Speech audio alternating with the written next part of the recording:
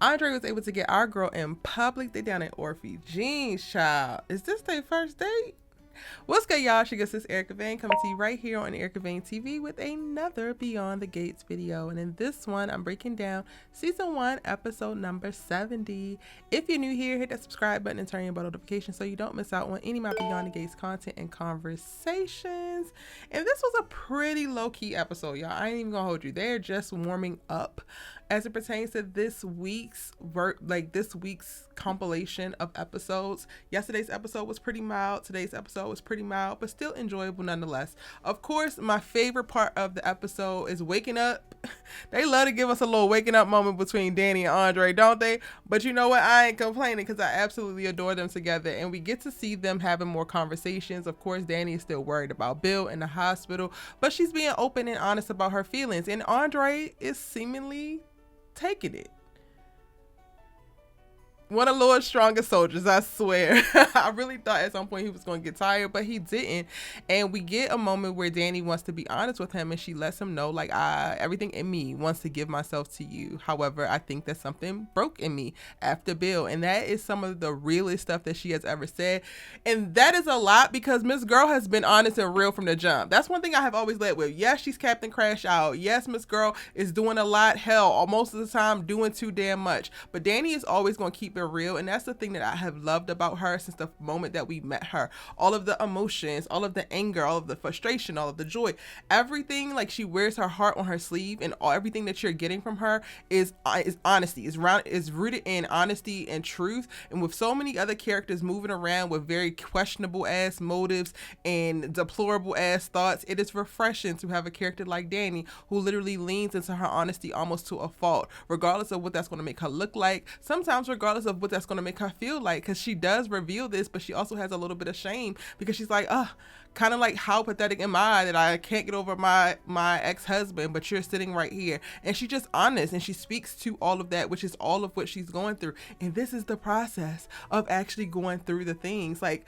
this is the thing I want to point out. When we see this stuff happen in shows, people are just like, oh my God, the girl is stuck on stupid, or oh my God, the girl can't get over this man. But like, we lose the point of like, this part of it is the process of getting over it. This is what getting over and getting through actually looks like. It looks like being honest about where you currently are, about your feelings, about your thoughts, and being able to articulate those. When you hold those things in, when you hide from those things, when you run from your feelings, that's when you wind up stuck in a situation, or stuck in the past, or stuck on stupid over a man. But when you get to articulating, and you get to processing, and you get to really unpacking everything that's going on with you around the situation, around the circumstance, around this past relationship, that is when you are able to come to points where you're also able to release, make peace and release. And I just love it. I'm going to be here with Dani as long as the damn takes, and hopefully Andre will as well, child. To see them at the end of the episode kind of holding hands, but then Dani pulls back and it's like baby steps, but they at Orphe Jeans and she ain't been at Orphe Jeans. Y'all know we don't ever see her at Orphe Jeans. So to see her for the first time at Orphe Jeans and she's sitting across from Andre, it is like chef's kids. We moving in the right direction, even if we moving at a sales pace, baby. Now, other than that, we do get to see Dani go and again visit Bill, and regardless of Haley's little shady remarks, regardless of Bill's little sly ass remarks when she walks in, she keeps it cute and she stays focused because she's worried about your health.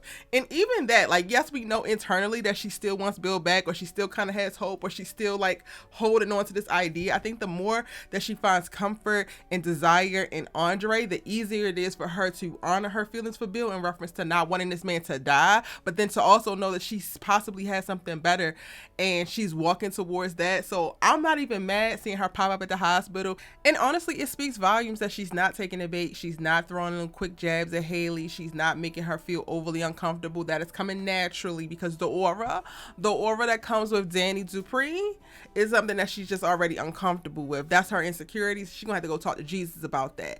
Dani is moving 100% prim and proper. She's literally here. Doctor, what's the prescription? Okay, he needs to go ahead and follow said prescription. Whatever the doctor's orders are, you need to go ahead and do it. It don't matter that y'all trying to shade me. It don't matter that Haley is, she was well behaved today. She has been well behaved, ho. When it's life or death, it's a whole other conversation. And when you back up to fighting weight, when you can stand on your own 2 feet, when I know that you good and well, then it's back on your neck, back on your ass. But until then, it's get better. I'm not trying to add additional stress. I'm only going to add to. I'm only going to provide additional resources and or support. And what about it?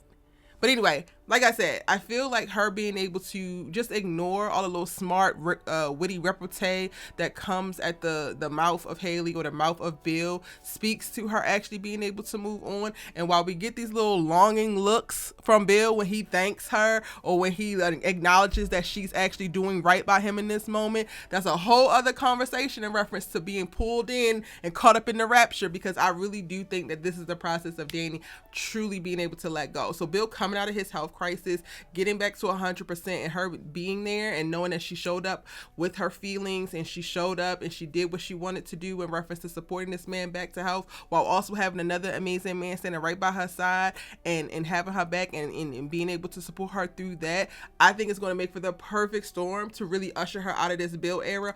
All the while, I could totally see Bill falling back in love with Dani as Dani shows up as the doting, supportive woman. Not necessarily his wife, but woman in his life. Because whether y'all want to see it or not, she doing more than Haley. And I get Haley got him to the hospital, but other than that, she down there like a deer in headlights, lost. But go ahead and take the little thank you from Naomi. Naomi, you didn't have to give her that.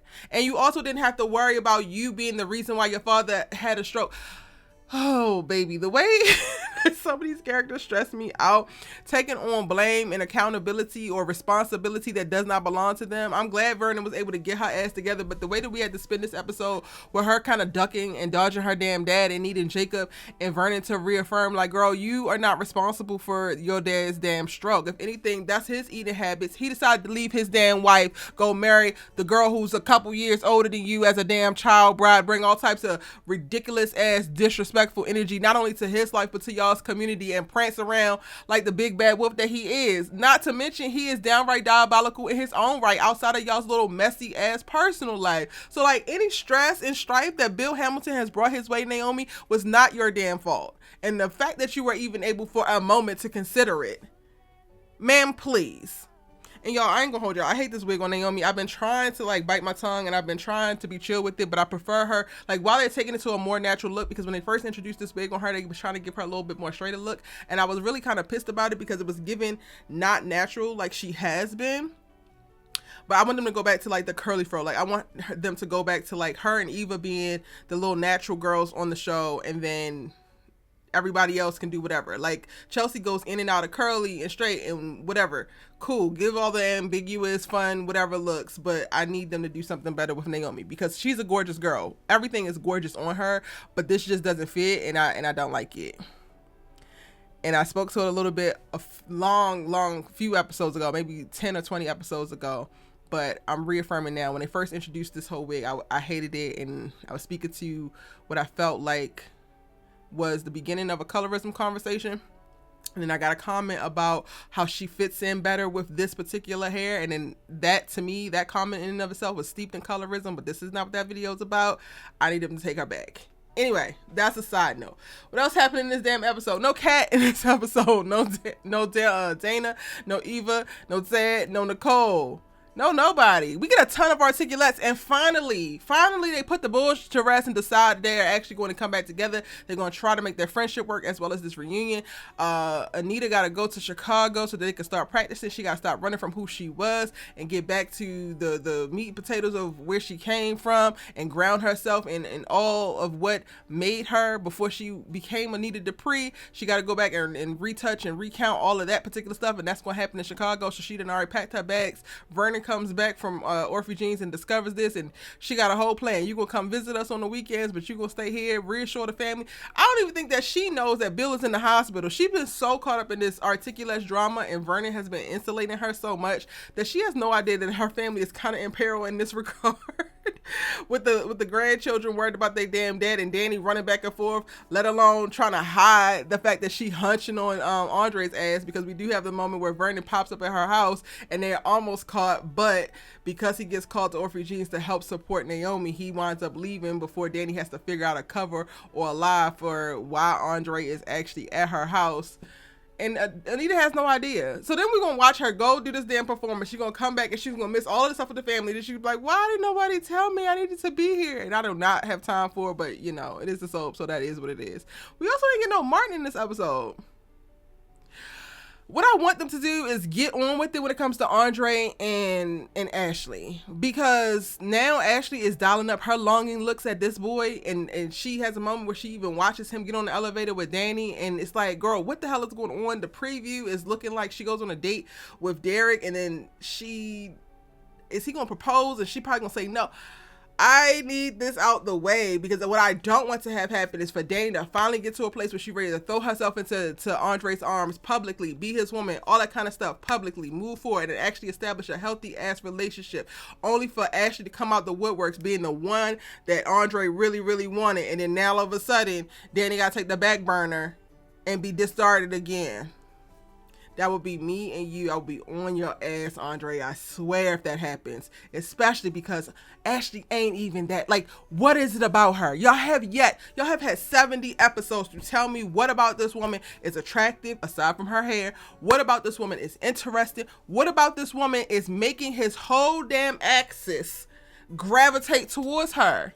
What is it? And y'all, if I missed it, please tell me in the comment section down below, because I need to understand. We're about to torpedo the greatness that is going to be Dani, Dupree, and Andre Richardson over Ashley? Completely diabolical. Shout out to Shanice. She's gonna be doing Bill's PT. She's gonna get him all the way together, and she's definitely gonna be the one who's like, sir, you ain't gonna tell me what to do because I'm the boss here.